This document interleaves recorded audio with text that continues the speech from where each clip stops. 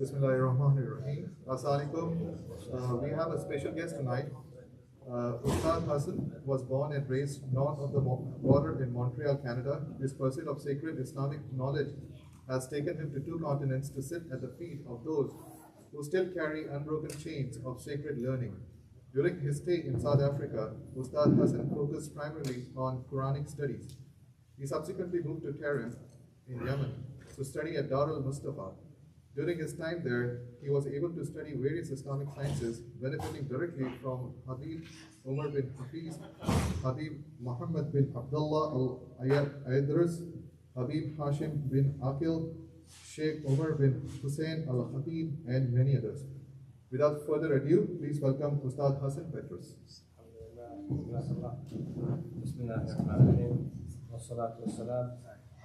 على سيدنا محمد وآله وصحبه أجمعين. سبحانك لا علم لنا إلا ما علمتنا إنك أنت العليم الحكيم. رب اشرح لي صدري ويسر لي أمري واحلل عقدة من لساني يفقه قولي. اللهم انفعنا بما علمتنا وعلمنا ما ينفعنا وزدنا علما وعملا يقربنا إليك برحمتك يا أرحم الراحمين. يا فتاح يا عليم افتح لنا فتحا قريبا. نويت التعلم والتعليم والتذكر والتذكير والنفع والانتفاع والإفادة والاستفادة والحث على تمسك بكتاب الله وسنة رسله ودعاء إلى الهدى والهداية إلى الخيرات ابتغاء وجه الله وكل رضوانه سبحانه وتعالى. السلام عليكم ورحمة الله وبركاته. Inshallah, it's my pleasure and honor to spend this evening with you, and we ask Allah that it be an evening of benefit and of remembrance of Allah Most High.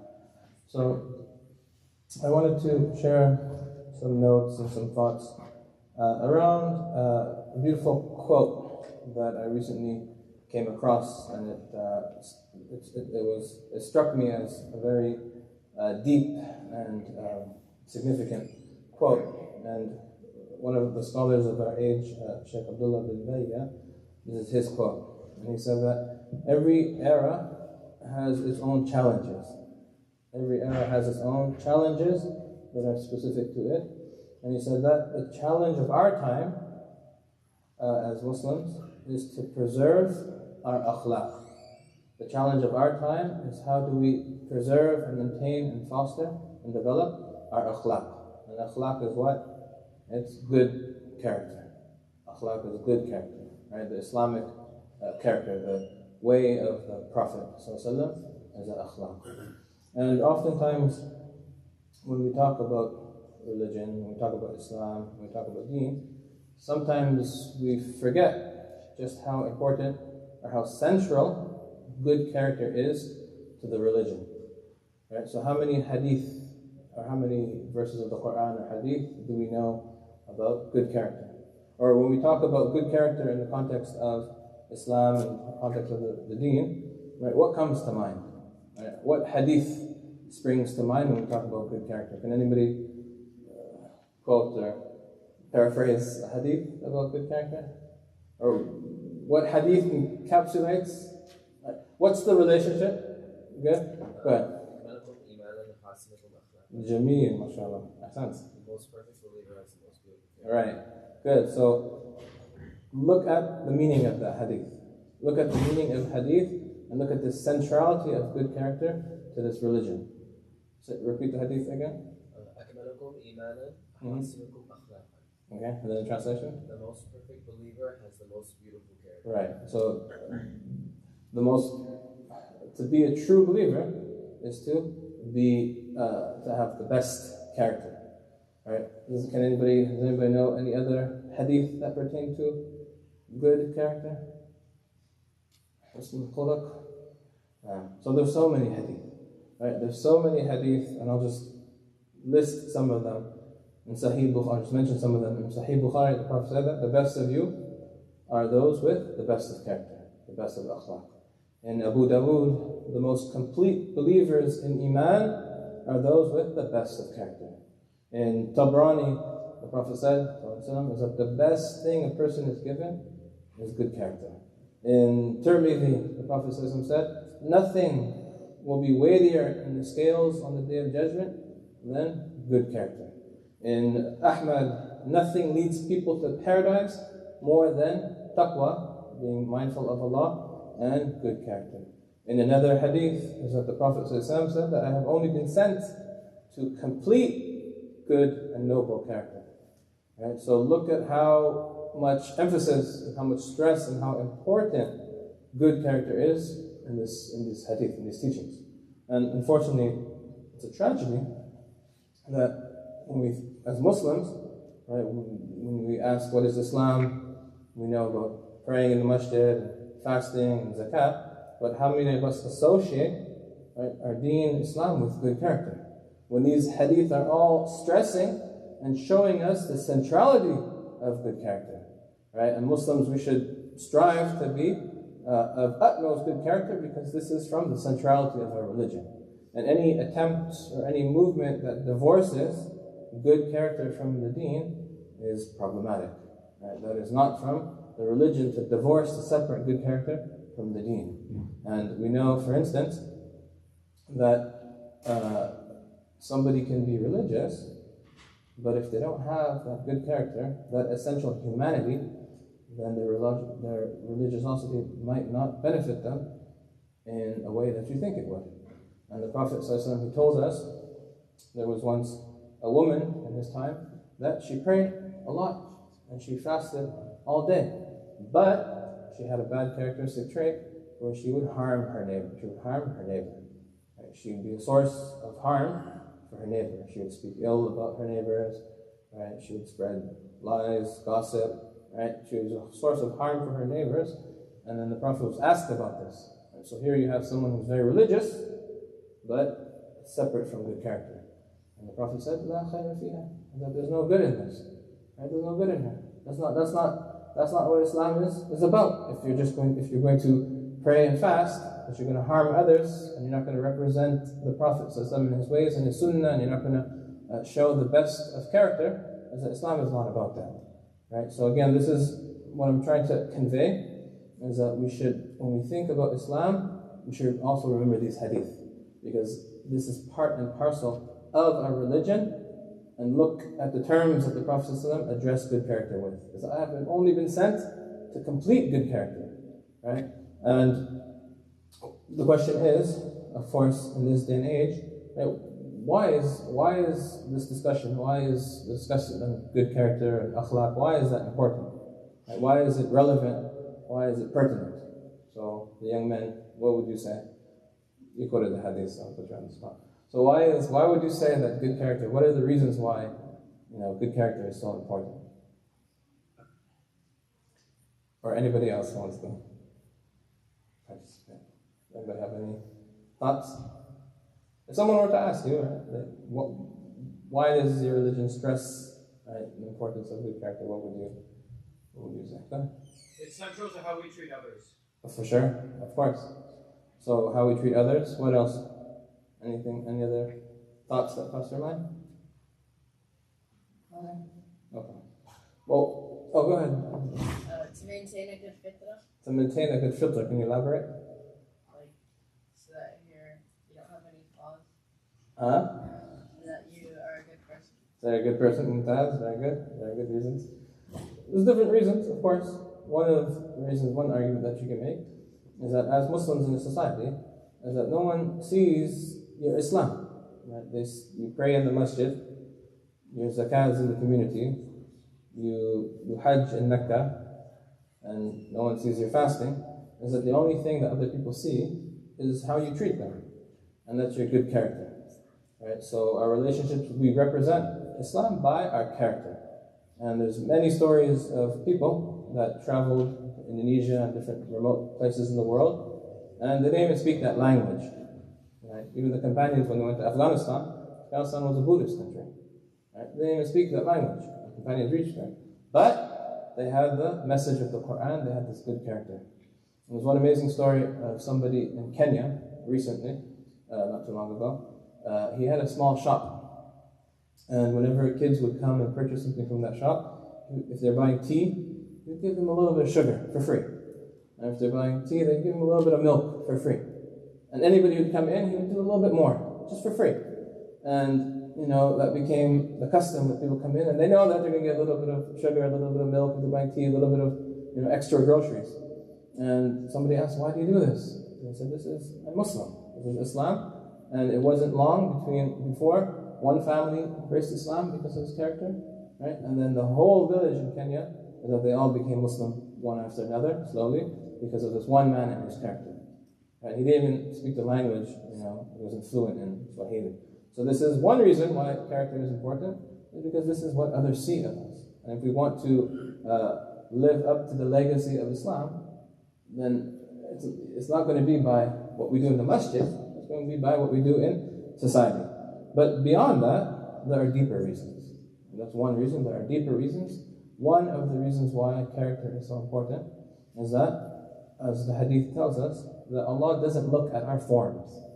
He doesn't look at our exterior. Is that the hadith says that Allah looks at our hearts and our actions. Right? So Allah looks at what is real, and that is our character, and that is why beauty, true beauty, is inward beauty. Right? If somebody has beautiful character, even if they're not the most attractive person, they still have beauty. And the opposite is true. If somebody has foul character, even if they're attractive physically, is that they're not really beautiful people. And you'll never find somebody that has beautiful character, that you love and that's loved by the people, that you can say they're ugly. Right? You'll always find attraction to the people, because the true beauty, right, is not physical. Right? True beauty is the beauty of character. Because that's where Allah's gaze is on the hearts of people. So that's one reason. Another really important reason is that our true form is our inward form. And the Arabic language captures this meaning, is that you have the khalq and you have the khuluq. You have the khalq and you have the khuluq. And the khalq is your exterior form. Right? And the dua that the Prophet made when he looked in the mirror is, Allah, as you have beautified my outward form, make my inward form beautiful as well. So your khuluq is your true form, and on Yawm al-Qiyamah, on the Day of Judgment, is that we are going to be resurrected, not based on our external form, but based on our inward form, based on our khuluq. So if somebody had beautiful inward form in the dunya, that will be manifested in the akhirah. And if somebody had beautiful, ugly inward form in the dunya, that will also be manifested in the akhirah. So a real face and a real self is the self of the khuluq, our character and our traits, and not of the khalq, and not of our physical dimension. So this is one reason why. There's another reason why character is so important. Right? Character is so important. Another reason why is because with good character and good relations and good akhlaq, there's happiness in that. And now, we're starting to see the effects of a society that has lost the teachings of good character and their morals. And you could make the case that we are living in an age of I instead of the age of we. And traditional societies and past nations, it wasn't about I and me. It was about we and us. And they did, studies and research that even when they looked at different speeches, and they saw that throughout the centuries or throughout the years, the word I comes up more. It used to be about we as a nation, we and us and we, and now a lot of it is I. And we live in a generation of I, and the focus is on the self. And that's detrimental. And there's a lot of different effects that this focus on the self has. And I'll just quote from a researcher from a book, Entitled Morality. It says here, if we focus on the I, then we lose the we. If we only focus on the I, the ana, then we lose the nahnu. And if we act on self-interest without a commitment to the common good, if we focus on self-esteem and lose our care for others, we will lose much else. He says, nations will cease to have societies, instead we'll have individual groups. There's no more society, just groups. we will lose our feeling of collective responsibility and find in its place a culture of competitive victimhood. In an age of unprecedented possibilities, people will feel vulnerable and alone. And this is exactly what we find is increasing, this loneliness, because we've turned away from character, which is not just about me and I, but it's about us and we, and even beyond us and we, it's about huwa, it's about Allah. Right? Instead of saying ana nahnu, say huwa, it's about Allah. And look at the effects of this loneliness, is that you find, for example, I'll just quote it here, is that the rates of depression in this country are rapidly rising. And there was a recent poll where 70% of young Americans aged between 13 and 17 say that anxiety and depression are serious issues among their peers. 70%. And in 2017, 13% of teenagers said that they experienced at some level one major depressive incident in the past. And this is 59% increase in a single decade. Right. Suicide rates are up 33% in the last 20 years. And there's also loneliness, right? 1 in 4 rarely or never feel that people really understand them. Is that 43% feel that their relationships are not meaningful and that they are isolated from others. Now these are all the effects, or some of the effects, of losing akhlaq, focusing on the I and not the other, showing good character and being a good person to others. And there's really interesting studies if you go into more detail, and they found that simple acts of bonding actually had amazing health benefits. And just doing things with other people and establishing those relationships, they had amazing health benefits that not even medicine was providing. Right? So for example, it said here that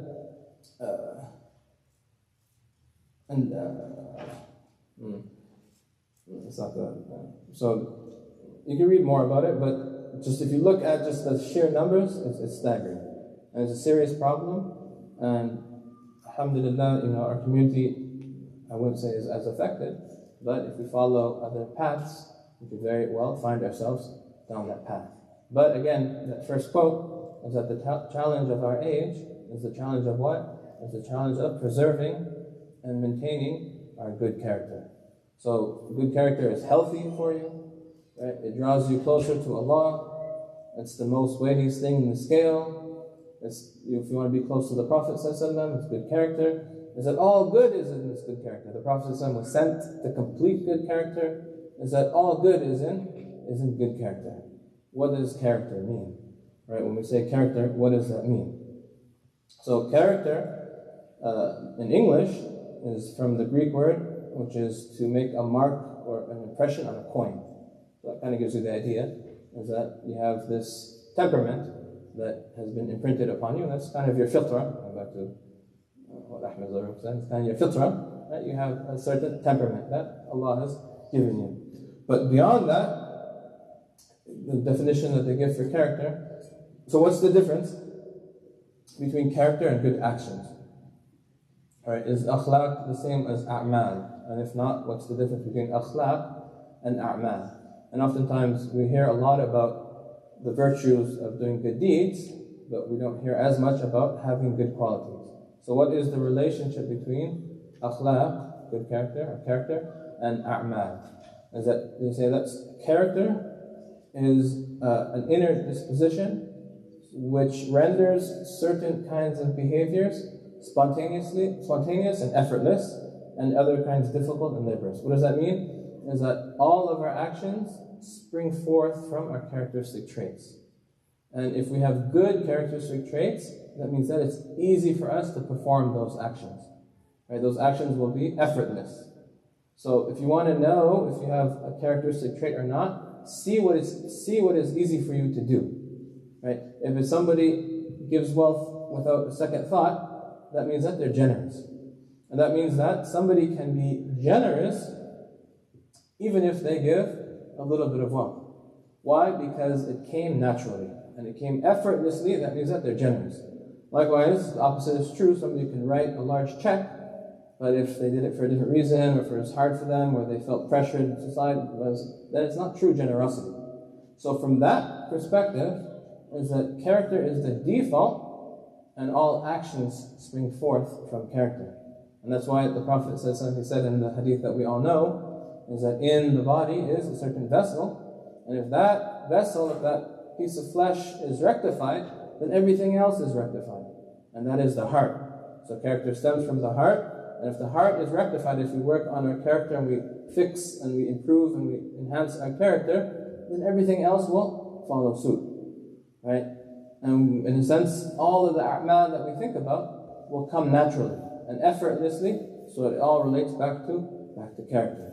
And if you read the Quran, right, you'll see that the mu'minun and the muttaqun, these are all characteristic traits.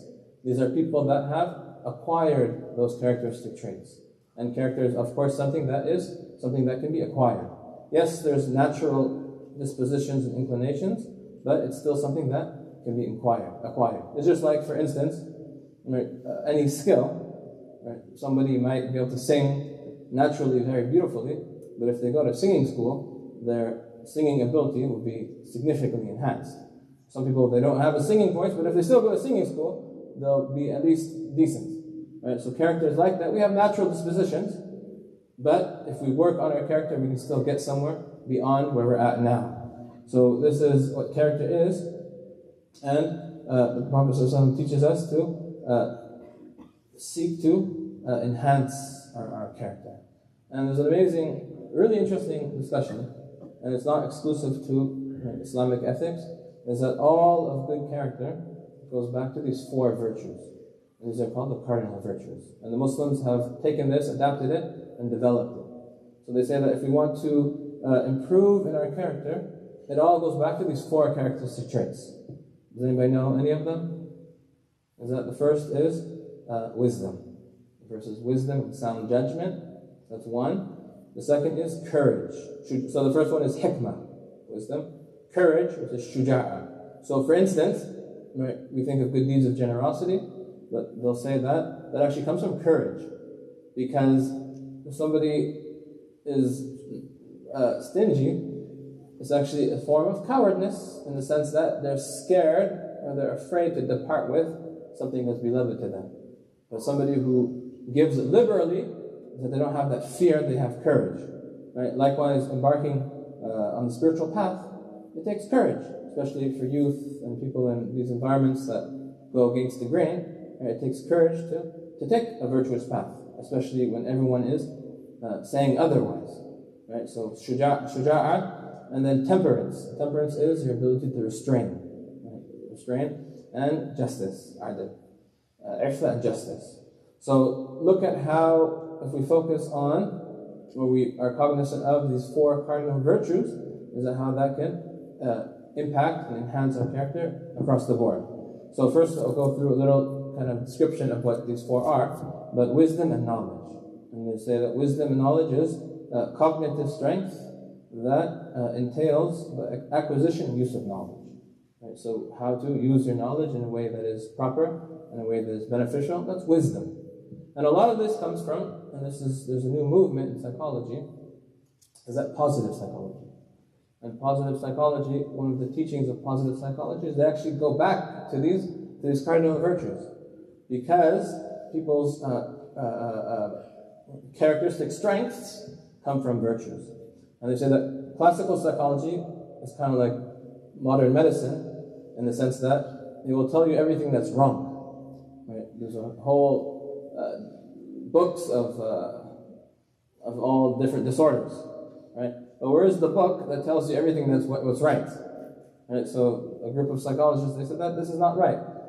Let's not just focus on the problem, but let's ask the question: what does it look like? What does the solution look like? And in order to find the solution, they actually went back to these virtues that were universal, not just to Islam, but to other traditions as well. And they said that positive psychology, or a healthy human being, is someone that has characteristic strengths. And they said that these characteristic strengths comes from the virtues. So the healthy life, the good life, the sound life comes from living a life of akhlaq, of good character.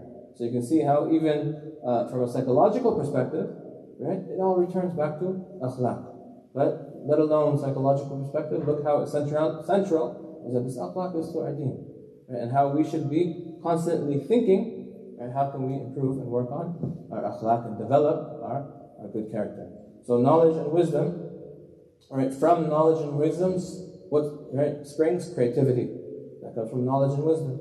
Curiosity, knowledge and wisdom. Open-mindedness, right, love of learning and having a correct perspective. Love, knowledge, and wisdom. And then courage, and courage is, rough definition is, it's emotional strength that involves the exercise of will to accomplish goals in the face of opposition, whether they're external and internal. And that courage is essential. It is a cardinal virtue. And it's interesting, there was a study, they call the marshmallow study. Is anybody familiar with the marshmallow study? So they have this question that what makes children succeed? Right? Is it because they're intelligent? Are some children more educated? Or are they more inherently intelligent than others? So they wanted to find what the secret to success was with children. So one of the studies that they did is that they took these poor children in a room and they put a marshmallow before them and they told them that you can have this one marshmallow now, but if you wait, we'll give you 2 marshmallows. And they monitored the children behind the screen. And a lot of the kids, they couldn't hold back, of course. It was like adab, they were torturing these kids. And they ate the marshmallow. But a few children, they were able to exercise delayed gratification. Delayed gratification, and they chose 2 marshmallows in the long term over 1 marshmallow in the short term. But the amazing thing is that they actually followed up with these children for 20 years, 30 years afterwards, and they found that all of the children that exercised delayed gratification were more successful than the children that exercised immediate gratification. They had less addictions, better marriages, better careers, better lives, and they said they saw the correlation there between the ability to exercise delayed gratification and the success in life. That doesn't mean that if your child chooses the 1 marshmallow that he's condemned. No, you can work on it. Right? You can work on developing it. But if you think of that's ajib, like we think about that study, and look, what is the deen teaching? Except that the ability to exercise delayed gratification. And that Allah calls dunya the ajila, that which is immediate. And the akhirah is what? What does akhirah literally mean? That which is delayed, that which just comes after. Right? So if delayed gratification is the recipe for success, this is what we have. This is what the deen teaches us. That we have taqwa and self-discipline, right? And we have this courage that we're able to abstain, because patience also comes from courage, right? Sabr is a form of courage, and there's 3 categories of patience, right? And patience means that you're able to restrain yourself. Patience means that you can exercise this delayed gratification, right? You don't respond in a way that you might want to respond because you're able to hold back and you're able to restrain yourself. So there's patience in doing acts of devotion, that day in and day out, that you're waking up for Fajr, maybe tahajjud, you're committing yourself, you're in a work environment, you're able to pray despite the fact that you might be uncomfortable, is that's sabr. And likewise, abstaining from those things that are haram, is that is also patience, because your nafs might want it, but you're able to hold back, to hold the reins back. And then there's patience when there's a tribulation, when there's a calamity, because you might want to lash out, and you might want to react in a way that you panic. But you're able to hold back and say, Inna lillahi wa inna ilayhi raji'un. You're exercising patience. So look how these things are tied together. And this is where a lot of research is going into. It's essentially just saying things that we have all along. Like good character, characteristic traits, and these virtues. So that's patience, and then that's courage. And then from courage, look at all the virtues that come. We have bravery, and it's not shrinking from a threat or challenge or difficulty. Speaking up for what's right, even if there's opposition. Persistence, right? Being able to finish what you start, that comes from courage. Right? Integrity, right? Being honest, patience, all of that comes from shuja', this kind of virtue. And then you have justice, which is strength that underlying healthy community life, is that being responsible, right? Being loyal, being committed, fairness, leadership, commitment, love, all of that comes from justice. And then lastly, you have temperance, which is the strength that protects you against excess. So So cutting back on indulging, so that's temperance. And from that you have humility, right? You have cautiousness in your choice, you have self-regulation, self-control. But here's an amazing thing, and I'll end with this last 2 points, is that if you look at this is an amazing thing, is that if you look at these 4 virtues, is that you see them represented in the Khulafa al-Rashidun. Is that Abu Bakr as-Siddiq was known for his what? He was known for his shuja'ah, for his bravery. And after the Prophet ﷺ passed, he took that stance that not even Umar ibn Khattab was able to take. So Abu Bakr as-Siddiq and shuja'ah. And then Umar ibn Khattab and what? And justice. Is that Umar ibn Khattab, he said that if you feared that a goat died unjustly at the end of the Islamic lands, is that I feared that I would be taken to task. That was his degree and his concern of justice.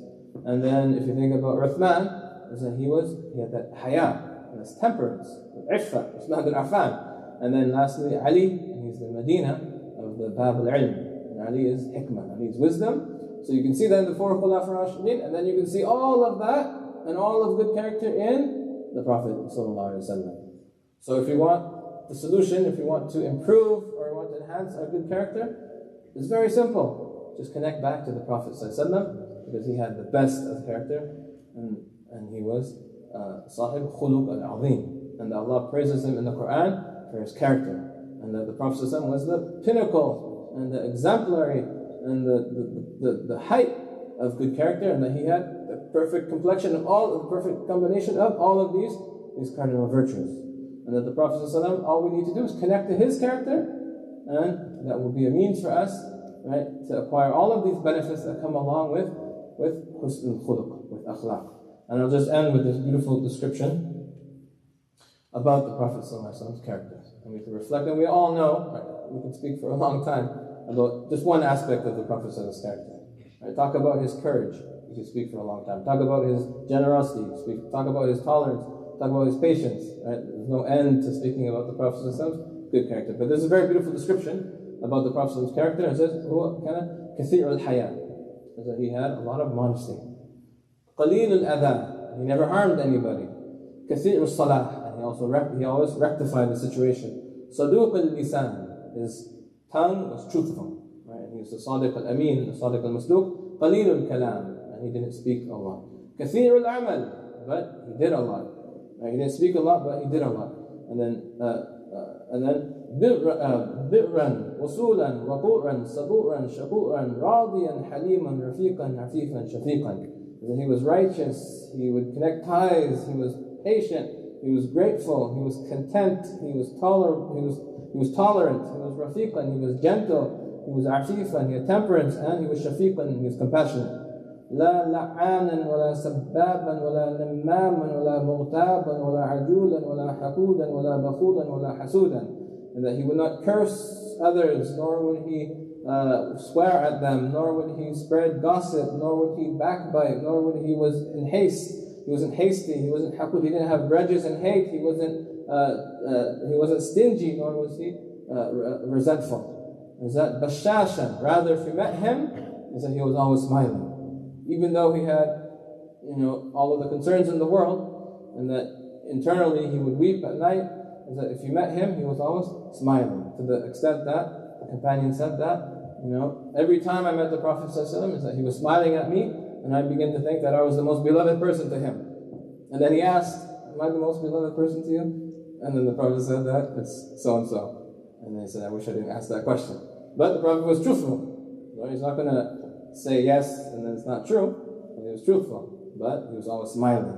يحب في الله ويغضب في الله ويرضى في الله. That he loved for the sake of Allah, and he was displeased for the sake of Allah, and he was content for the sake of Allah. So alhamdulillah, we have this blessing of the Prophet ﷺ. And when we connect back to him, when we connect back to the Sunnah, we tap into and we connect back to all of these teachings of husn al-khuluq, and morality, and ethics, and how to live correctly, and how to die correctly, ultimately.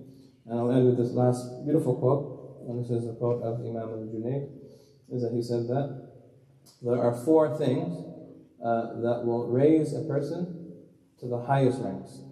4 qualities that will raise somebody to the highest ranks, even if they have little good deeds and little knowledge. But if they have these 4 qualities, they can be raised to the highest of ranks, even if they're lacking in good deeds, they're lacking in knowledge. It says first is hilm, which is being not being prone to anger, right? Not being easily angered, being tolerant, and then humility, right? Which is you don't see yourself as being better than anybody. Rather, you see people as being higher than you. Which is you humble yourself, you lower yourself. Generosity, giving. Right? It's not just wealth, but giving your time, giving your attention. Right? That's also a form of generosity. And then lastly, good character. With these 4 traits, a person can be elevated, raised to the highest of levels. So this is a reminder to myself and you all that even though we might not have the best of character, but we should be conscious, and we should reflect, and we should make an intention and a commitment throughout our lives to try to represent and try to mirror some of the traits and the characters of our Prophet ﷺ, who was أحسن الناس خلقا وخلقا, who was the best of humanity in outward and inner form. وآخر دعوانا أن الحمد لله رب العالمين. If anybody has anything that they'd like to share, any comments or anything any questions even, but if there's anything that you guys would like to share, then please feel free.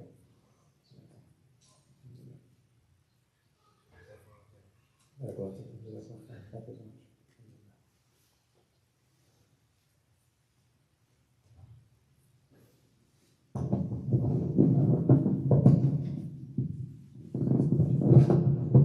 Thank you so much, Ustad, for the wonderful talk, and we appreciate for spending your precious time with us. So with that, we come to an end of our family night talk. Assalamu alaikum wa rahmatullahi wa barakatuh. Maghrib is going to be inshallah at 8:24 following this. Assalamu alaikum.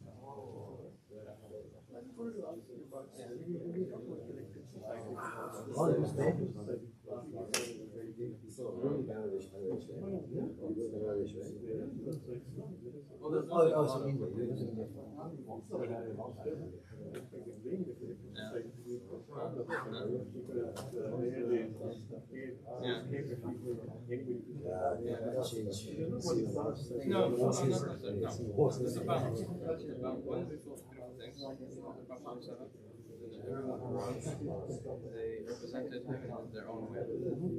Some of them were ibadah was jihad, some of them were collecting hadith. So there is definitely room it can't be at the expense of the family, it can't be at the expense of the community. What we're finding now was what I was referring to more is family relationships. What the divorce rate, his own house, with parents, and each other breaking apart. So any idea of others, taking care of other people, would slowly deter. So it's not that society has to be like that.